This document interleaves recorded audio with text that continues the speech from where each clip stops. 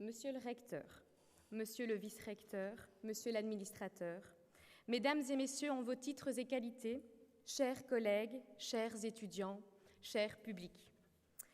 Une année académique assez particulière s'achève et une autre tout aussi spéciale commence.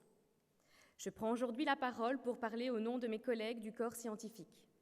Toutes ces personnes qui travaillent assez secrètement, sans relâche, pour faire avancer la recherche et participer à la construction de la société de demain.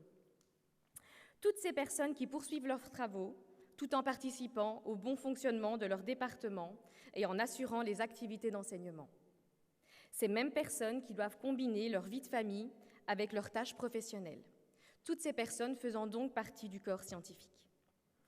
En effet, le corps scientifique regroupe l'ensemble des scientifiques de l'UMONS, à savoir les doctorants, les assistants, les premiers assistants, les chefs de travaux, les chercheurs sous contrat, les scientifiques du FNRS et des services généraux, ainsi que les logisticiens de recherche.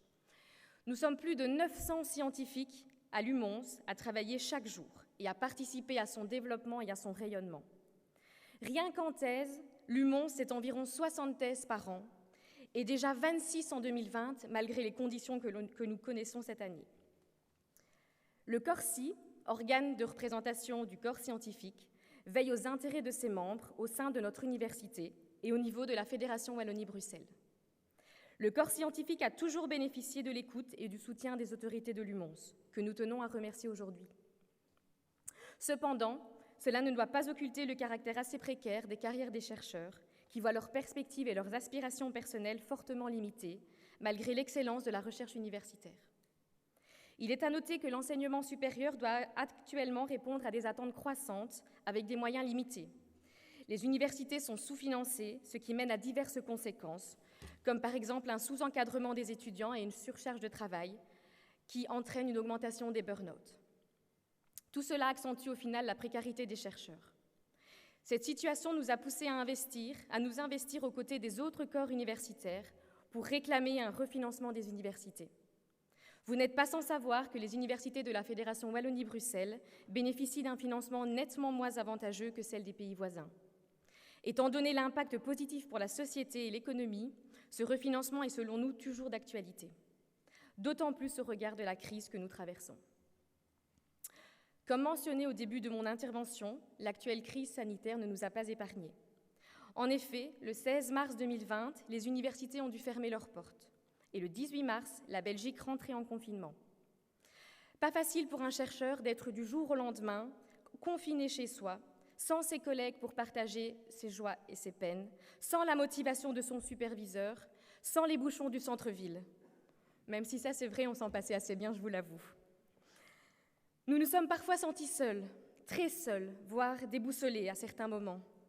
Comment faire avancer notre travail, loin des laboratoires, des bibliothèques, des bases de données disponibles à l'université? Comment arriver à finaliser la thèse, malgré des budgets et des plannings parfois intangibles? Comment travailler avec des marmots qui s'impatientent et des familles contaminées? Tout a cependant été mis en œuvre par les autorités de l'université pour faciliter la vie du corps scientifique durant la période de confinement, notamment en accordant plus de souplesse lors des procédures concernant les défenses de thèse, mais également en traitant au cas par cas les demandes des chercheurs. Nous tenons également à remercier la PhD House pour le soutien apporté aux chercheurs pendant cette période de confinement. Je ne pourrai donc clore cette intervention sans remercier chaleureusement, au nom du personnel scientifique, messieurs Philippe Dubois, Marc Laby, Rudy Wattier et Philippe Mettens pour leurs avancées apportées à notre université ainsi que pour leur soutien.